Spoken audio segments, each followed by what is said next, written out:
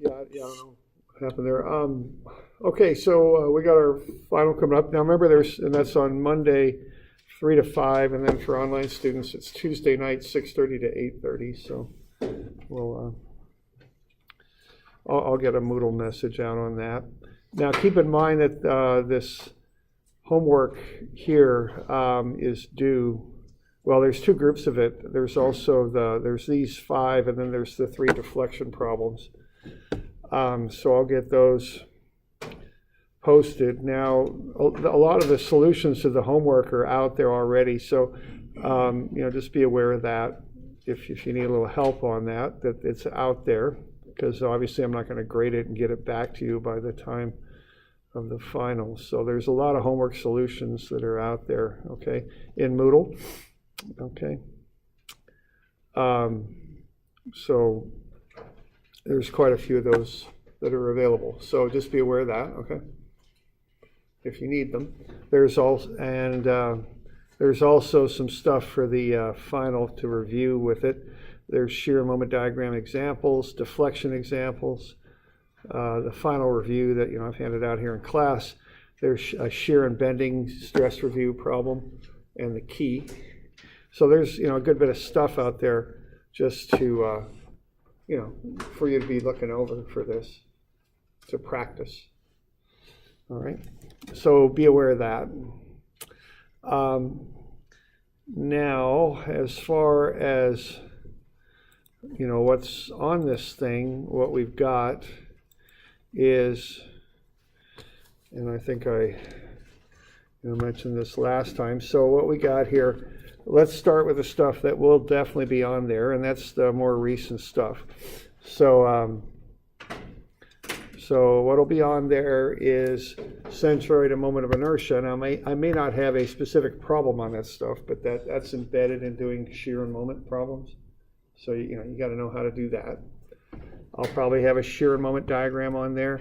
I'll get you a bending stress problem, a shear stress problem, possibly shear flow, and then a deflection problem, okay?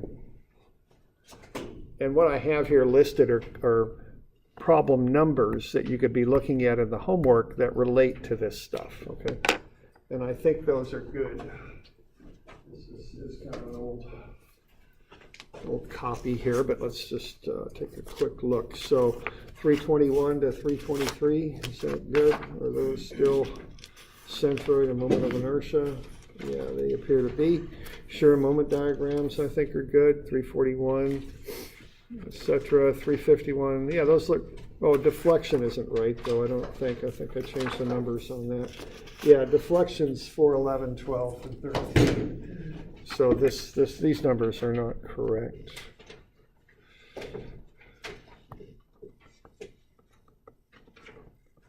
That's what they ought to be. All right, so we can go through those deflection problems because I want to do that, okay? All right, so anyway, that stuff will definitely be on the final, okay? That's the most recent stuff since the last midterm.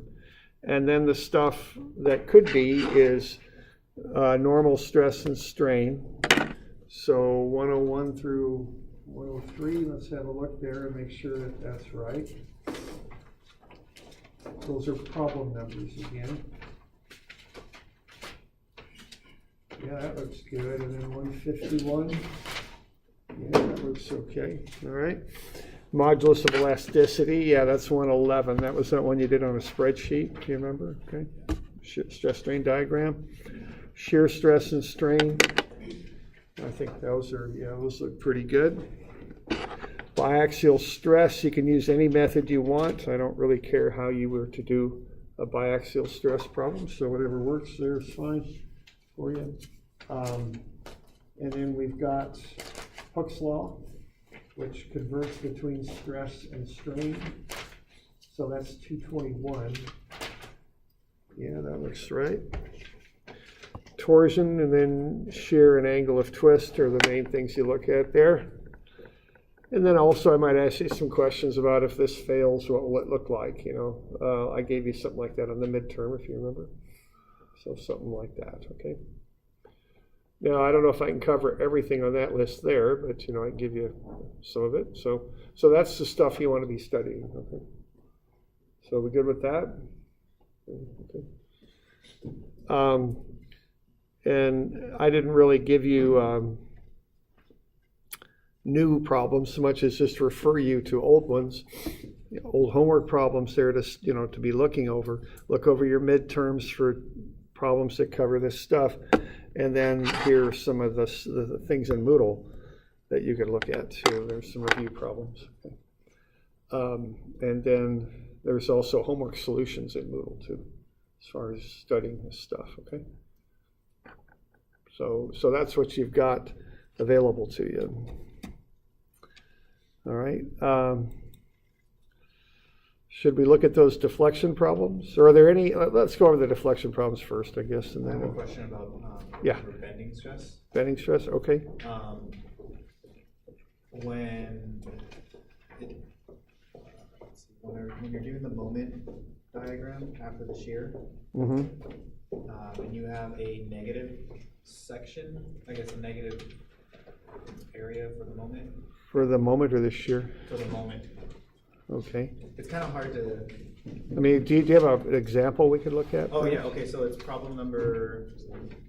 No, it's not this one. 351. 351? Okay, let's have a look.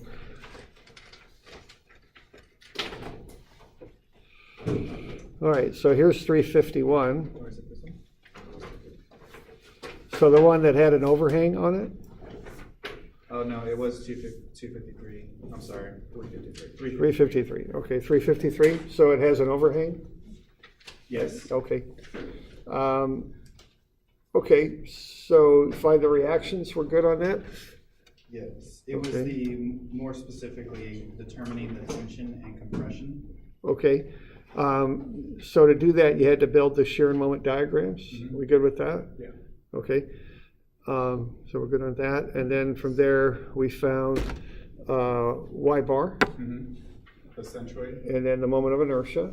So there's an example of how a moment of inertia can be embedded in another type of problem, right? I mean, you have to be able, that's a skill you have to be able to do to solve this stuff out. Okay, then you get to this stuff, which is probably what your question's about, right? Okay. All right, now the thing on this is to understand what the shear and moment are doing, okay? So if they're,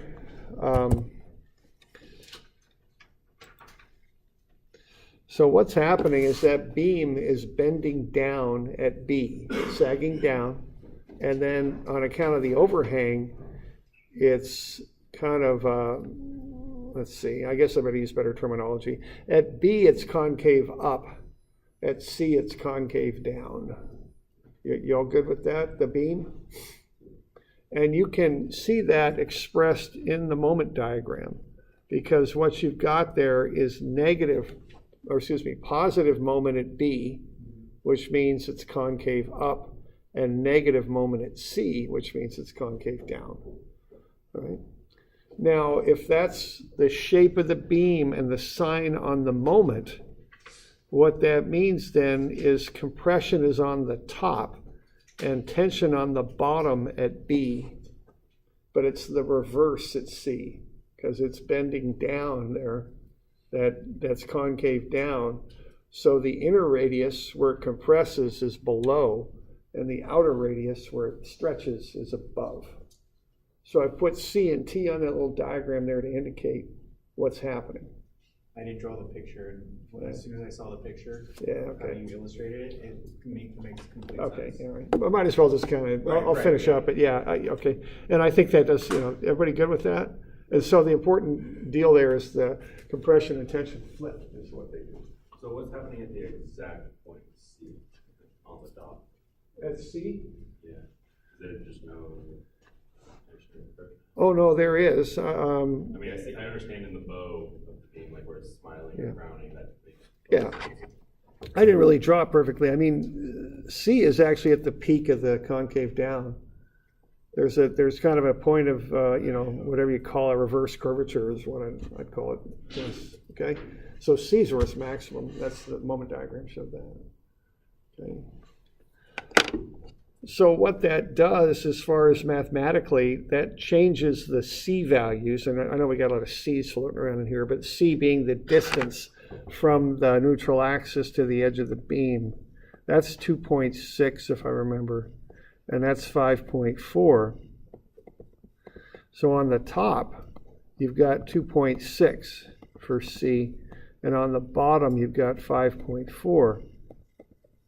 So that switches those values on your compression and tension calculations. At C, the bottom one is tension with 5.4, the top one is compression with 2.6, but at B. And then at point C there, that pin joint support, the compression has a C value of 5.4 and the tension has a value of 2.6. So those change. So you have to account for that when you write up the stress calculations there at points B and C. Okay, so at B, the tension has that big C value of 5.4, whereas compression only has a C value of 2.6. But at point C, I'm sorry, I should have done there. There at point C, they switch, so the compression or the tension at C has a C value of 2.6, whereas the compression at C has a C value of 5.4. Okay. So you have to account for that, which side the compression and tension are at those two different points. You have to account for that when you calculate the values for compression and tension in the beam. And you know that by looking at the moment diagram that you drew, where one was Right. positive and one was negative. Yeah, right. The positive moment is concave up, the negative moment is concave down. Yeah. And yeah, I think in some ways it's more helpful to draw up what the beam would look like. You know, it's deflections to me, but whatever works for you is good, you know, because it is. With the moment diagram, it's quite direct. Positive moment, concave down, negative moment. Nope, positive moment, concave up, negative moment, concave down. There we go. I spoke there. Is it okay to think of it as concave up is compression over tension, and concave down is, or is that not always Yeah, the case? no, that's the case. Okay. Concave up is compression over tension. Concave down is tension over compression. Okay. Yeah. We're never going to be going sideways with something like this, are we? In this class. Well, if you know, if sideways is pretty, you know, it's not really that hard. I mean, you know, it's just turn your page. Yeah. If you got a column that's being loaded from the side, that would act like a beam. Yeah. So you just take your page and turn it and make it into a beam, then you should be okay. Okay. Yeah. For a rule of thumb, because I'm not able to visualize the 2.6 or the tension and compression. How you're saying they switch from 2.6 to 5.4. Mm-hmm. But I'm noticing on the photo, you have 2.6 all across the top and 5.4. So as long as I keep that the same, Yeah. I'm okay. Yeah, I mean, yeah, there's many ways to kind of keep this straight.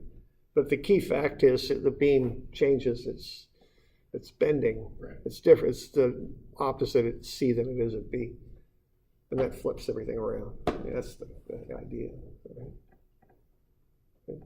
So are we okay with that? And it's just the signs that change, right? You're not saying that, or are you saying that 5.4 would be over 2.6 at some point? No, it's not just the signs that change. It's the C value, which is that distance from the neutral axis to the edge of the beam. That actually changes. Okay. I don't think Wednesday's class videos have this. Oh yeah, you're right. There was an issue that came up with that. So I'll get that. I'll try to get that up today.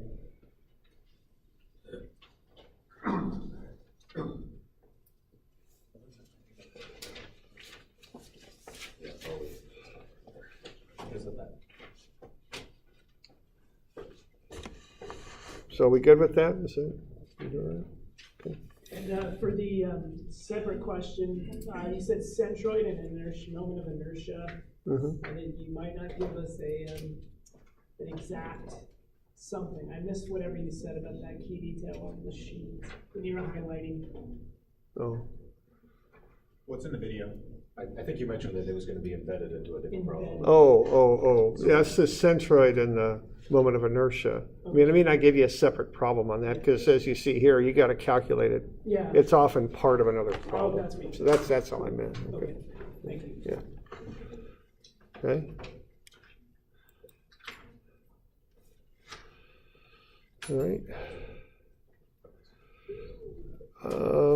Well, we looked at those deflection problems, okay?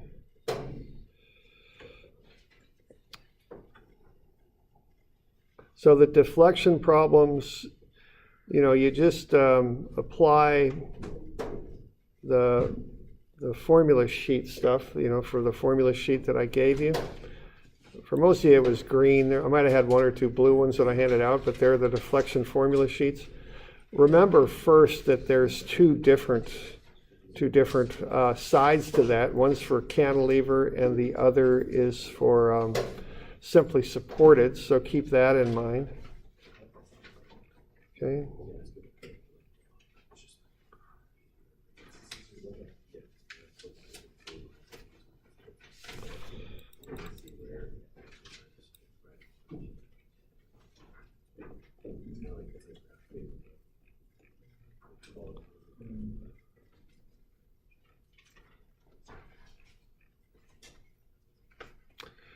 All right, so 411 there, you want to find the deflection at B.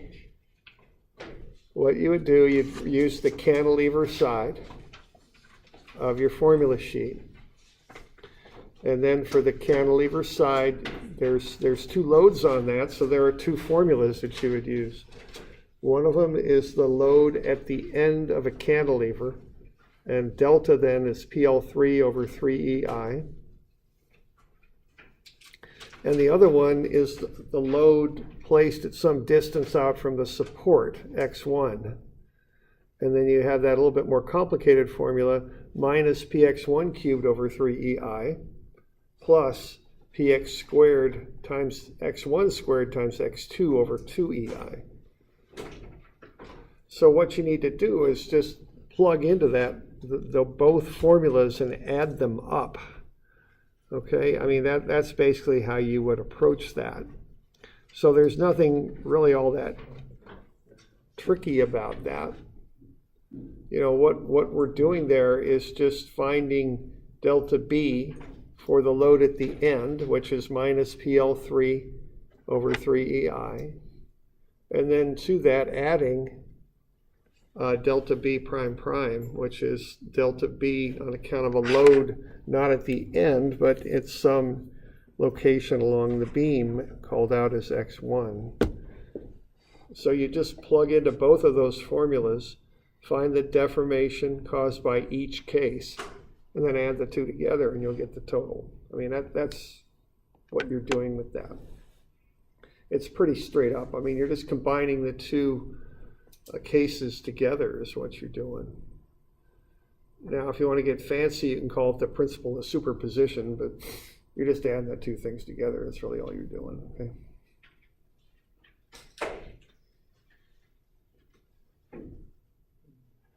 All right. And so that one's pretty straight up.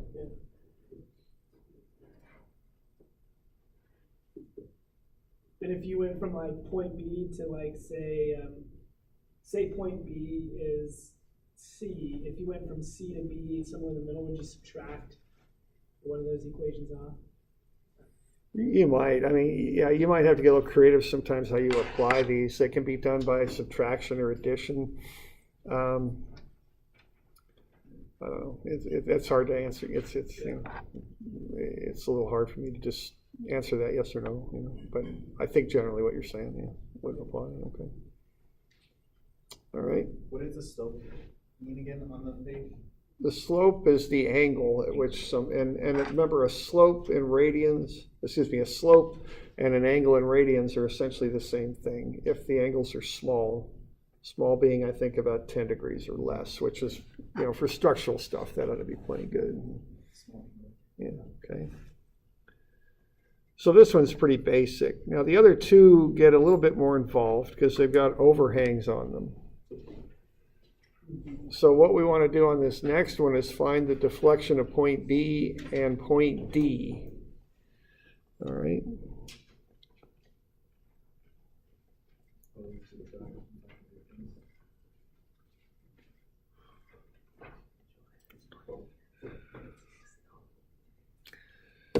All right, so this is in English units, sometimes called imperial units. So what you do with this is you got a 2 by 12 beam, you calculate I, BH cubed over 12. And then you want to convert everything into inches and pounds. So that 2-foot overhang, you want to consider it to be 24 inches. The 6-foot span of the beam is 72 inches. And importantly, something that people forget sometimes is 5 kips per foot is 5,000 pounds per foot, which is 417 pounds per inch. Okay. So convert the distributed load into inches, pounds per inch. And then the 180,000 kip feet is, that works out to be 2,160,000 pound inches.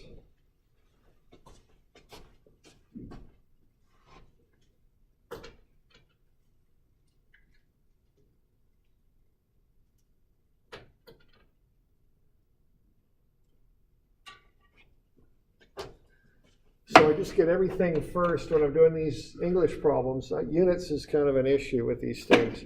So I get everything converted into pounds and inches, and I mean everything, okay? I mean,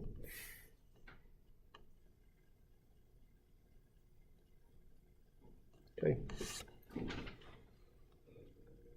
So I start with that. Now I've got that couple over there on the left, and I visualize that, you know, taking a T-bar and welding it to A and turning it.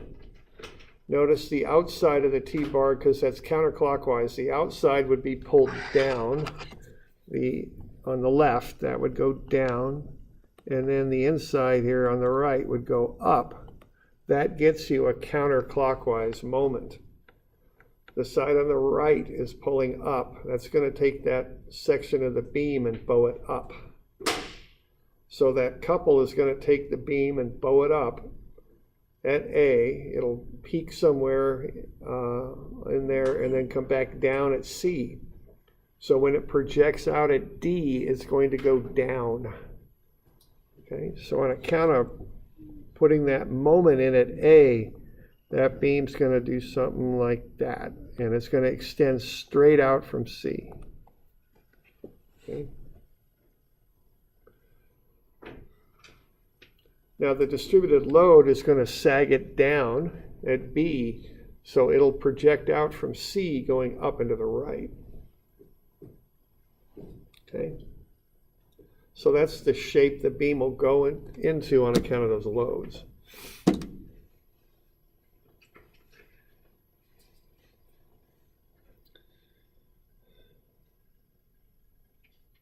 Okay, so that's the basic information I want to get kind of figured out for step one. Okay, now step two, I'll run the calculations here. Okay.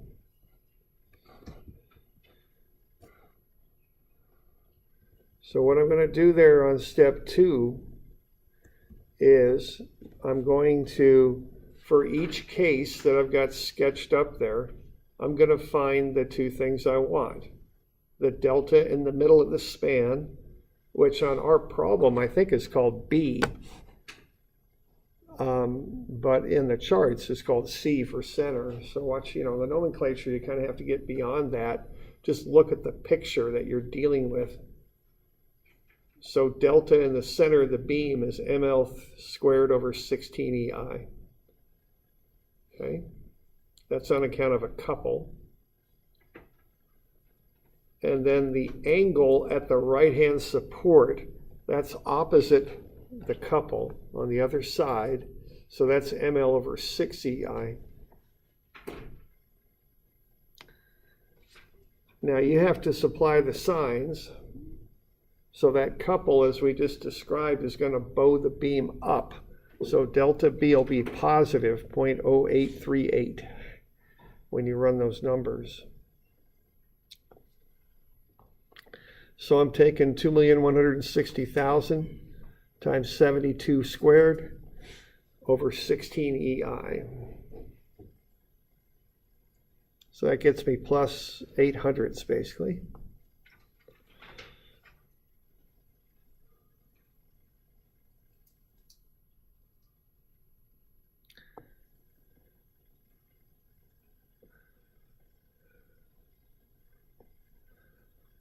All right, and then I'm going to take the angle at the right-hand side opposite the moment, and that's ML over 6 EI off of that formula sheet. So the moment I've got is 2,160,000. L is 72 inches. 6 is 6, of course, so you're given E and you calculate I. And that's on the opposite side from the moment. The moment is bowing the beam up. So by the time it hits B, it's headed back down again, and it'll extend out beyond B downward to the right. So that angle there is negative because it's pointing down and right, which is a negative slope.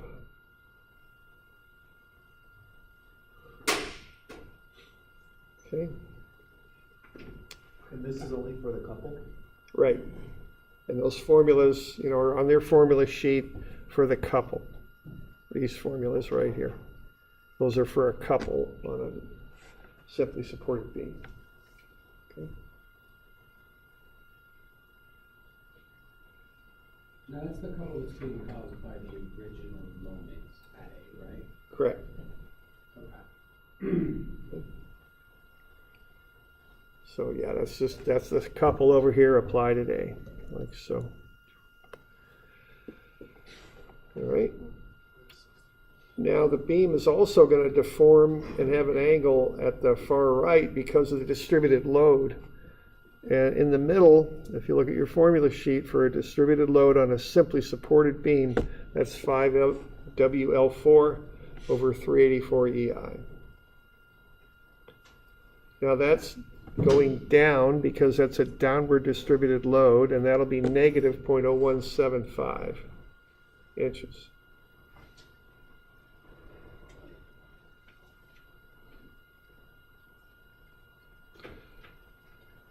And then look at the formula for a distributed load on a simply supported beam.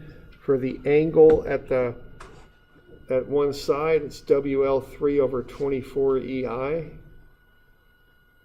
That will be an upward angle because as the beam sags down, it'll recover and go back to the support and just keep extending straight out from there. So that's a positive angle with a positive slope up and to the right. So that's 417 times 72 cubed over 24 EI. So that's 0.000776.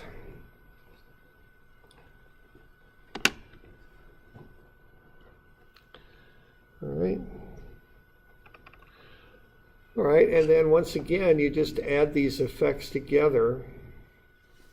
You can take delta B total, just add the two, one for the moment, which is up, and the other for the distributed load, which is down. So, you take the 0.0838 minus the 0.0175, and you'll get the total. This is the net deflection we'd expect in the center of that beam, center of the span, maybe I should say, 0.0663 inches.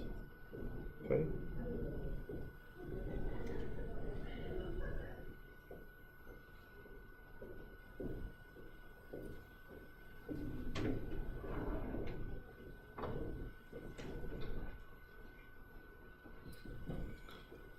Oh, I've got that C clamp, or did that? It came off. Sure. Are you good? Okay. Is that closed? Is that door blocked?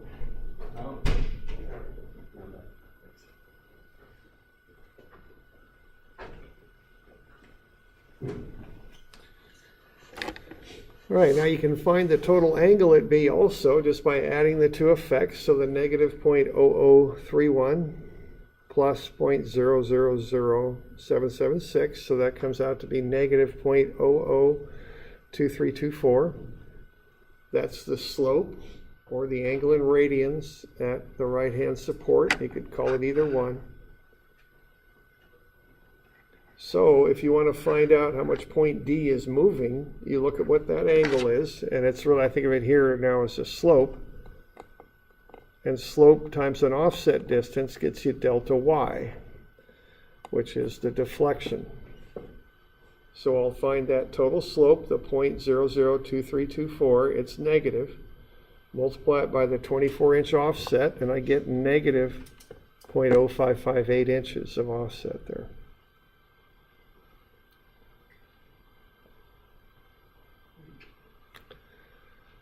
And all we're doing there is just a basic slope calculation.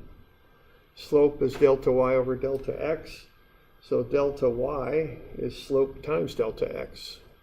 Delta x is 24 inches. Multiply that by the negative slope, you get a negative deflection, 0.0558. Yeah. So with that, it's basically saying that the moment beat out over the load resulted in Yeah. a slight kind of downward slope on that. Right. board. Yeah, the moment had more effect than the distributed load, so that led to a positive deformation in the middle of the span and also to that negative slope, which led to that beam at D going down, right? Okay.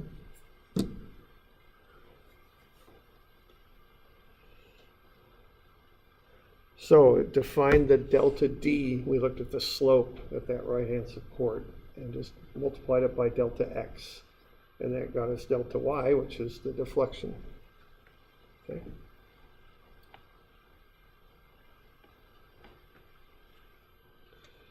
Okay with that? Yeah, I guess so. All right. We're good? All right. It's really just knowing what equation to use. Yeah. Equations are all there. And yeah, there's nothing, really, well, it's tricky. I'm not going to say it's not tricky, but you just look at it, apply the right equation, get the slope and the deflection for what you need. And so you convert everything, and Yeah. you'll break it up into parts, Mm-hmm. and you'll summarize the deflection points. Okay, 403 is the last one.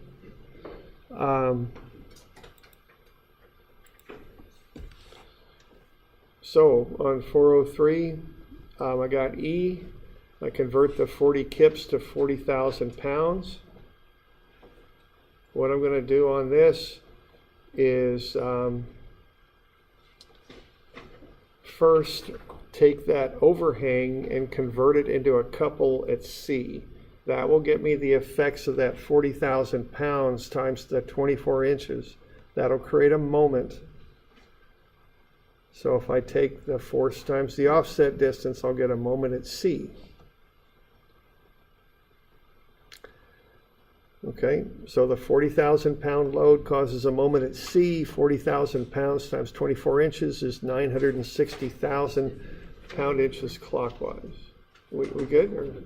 I guess ours is 413. Yes. Oh, okay. 413? Is the problem the same? Because I'm always changing these things around. Okay. There we go. Thanks. 413. Okay.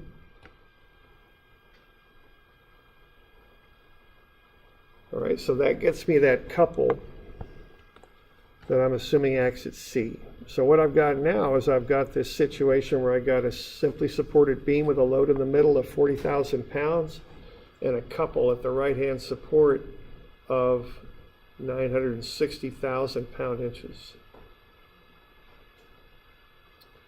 So what I'm going to do with that information is I'm going to find delta in the middle of the beam for both cases. And I'm also going to find the angle here at the support B, caused by both cases. Okay.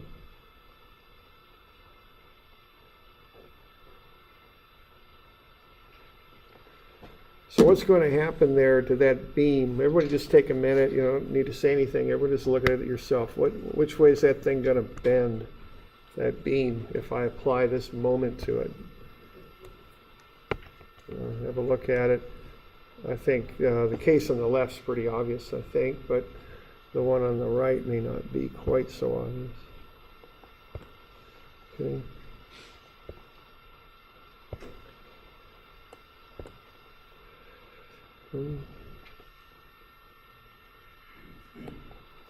Well, the left's just going to sag down, right?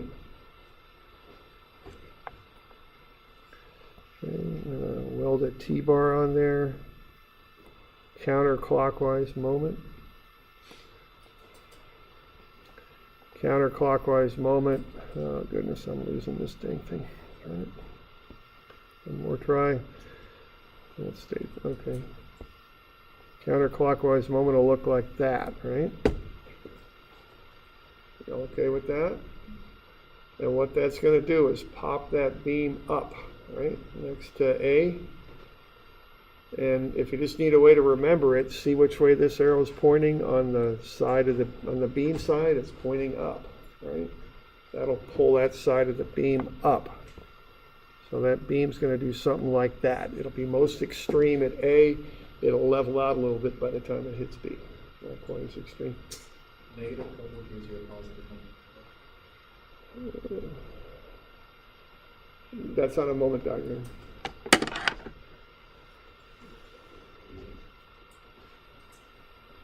Yeah. So that isn't really a rule I apply here. I'm just going to look at it. So I'm doing this to that thing. I'm going to pull that side up. Or I guess better phrasing gives you a positive bending. I don't know. I mean, the problem is which side you're on can affect it. I mean, I'm nervous about just coming up with a rule in here. Because, you know, if it's over here, if you did that, you would this side come down now. You know, so it depends on where it's located. It's not quite so linear. It's not like 1, 2. You know, this leads to that. I don't know of a better way to visualize it. Okay. I think the best I got is, you know, this T-bar thing, this arrow's up, that means this side of the beam goes up. Okay. That's about the best I got. Right. Yeah. Right, yeah, I mean, just, you know, I've had little models in my office before when I'm designing things and all that. People think I'm crazy, but I don't care. I mean, whatever works, you know, if I can see it, I'm much better off than if I can't. You know? Yeah, there you go. And you can bring a plastic ruler. I like a flexible ruler. I don't know. You can. All right. So we got some formulas there. We're engineers, so we got formulas, right? There they are. Delta C and theta B and delta C and theta A. Now I'm using different thetas here because B here means the right-hand side. A means adjacent, right, next to the moment. See, this is what it looks like on your formula sheet. But what we're doing, we're actually doing that. We're on the other side, okay? So it's we're adjacent to where we apply the moment. That's where we want to find that angle. So it's ml over 3 EI. Okay?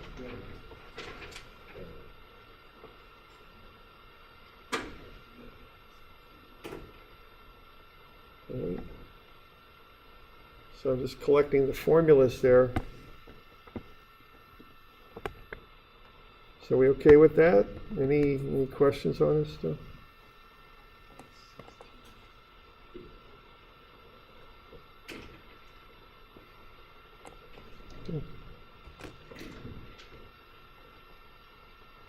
Right.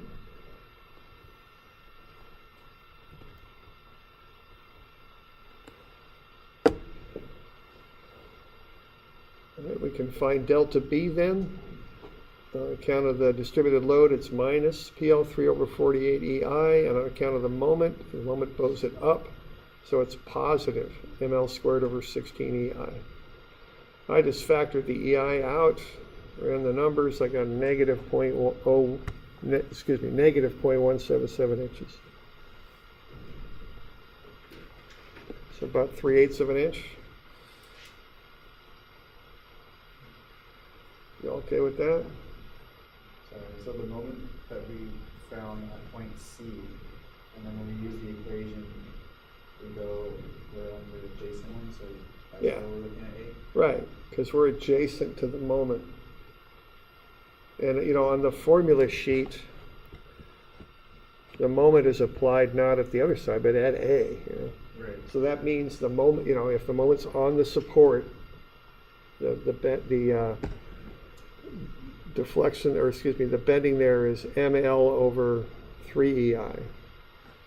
If the moment's on the other side from the support, the deflection's ML over 6 EI.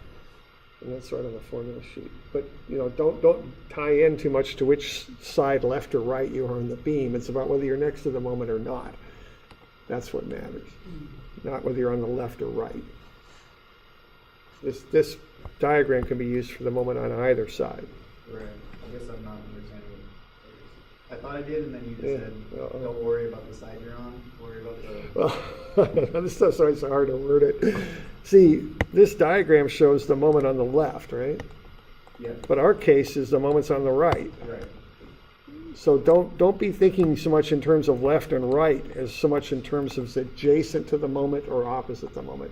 That's what I mean by that. Oh, okay. Got it. Okay. Apparently, all I needed was a green dot.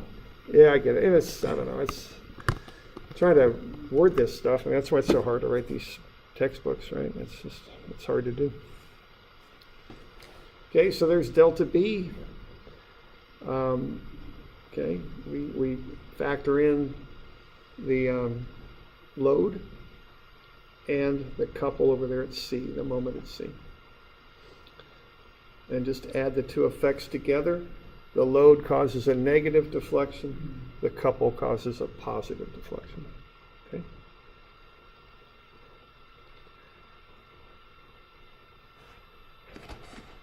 All right, okay with that? And then for the next thing we want to do is find the angle at C over there on the right-handed support. So that's going to be the combination of the two formulas there for the load and the couple. Okay. So PL over 16 EI for the load. For the couple, it's ML over 3 EI because the couple's adjacent to the support we're analyzing. Now, the load makes the beam bow down, which means the angle's positive at C, so that PL squared over 16 EI is positive. The couple bows the beam up, so the angle's negative at C, so that's minus ML over 3 EI. Factor the 1 over EI out, run the numbers to get an angle there, or a slope, whatever you want to call it. It's a radian angle or a slope, negative 0.007356. Okay.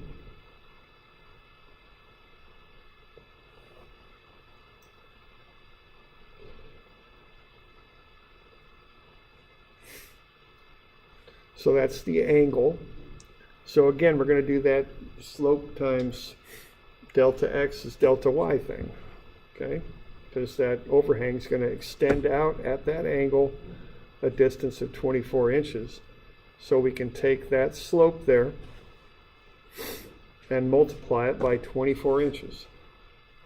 And that'll get us, by coincidence, negative 0.177. That's just coincidence of that equals delta in the middle too. So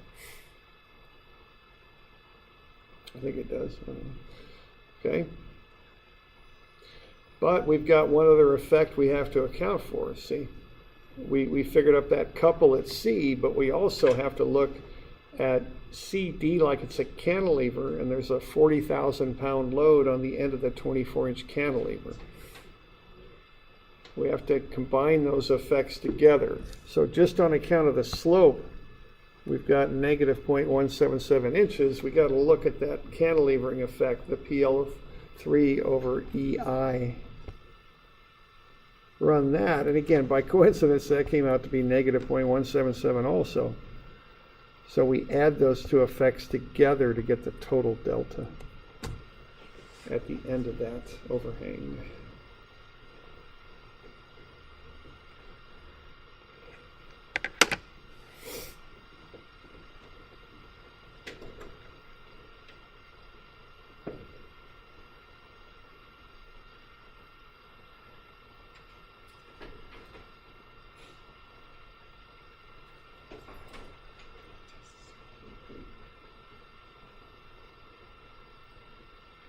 All right, so that's how that one works. That one's a little bit involved.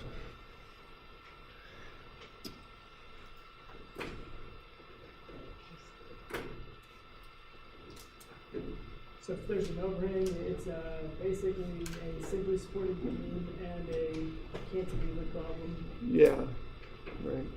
And the simply supported beam will have a moment it wants support on account of the overhang if there's a load on it. Yeah. Okay. All right, we doing all right with that? We'll always have, if it's a beam. Never mind.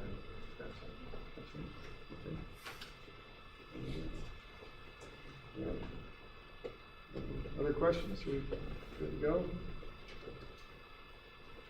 These are on the wall. Yes. Yeah, these solutions should be on Google. Yeah. Will you be putting the test to key up as well? I know that you did, you ran through it in your class for about 15 minutes, just like writing on that. Oh, okay. lecture slide, but I didn't see it. Oh, okay. Could you email me on that? I've Yeah. got a million things going on. Oh, So of yeah, course. and I'll see if I can get that thing. Thank you. All right. So, and yeah, okay, so you got the review. We're good. All right. All right.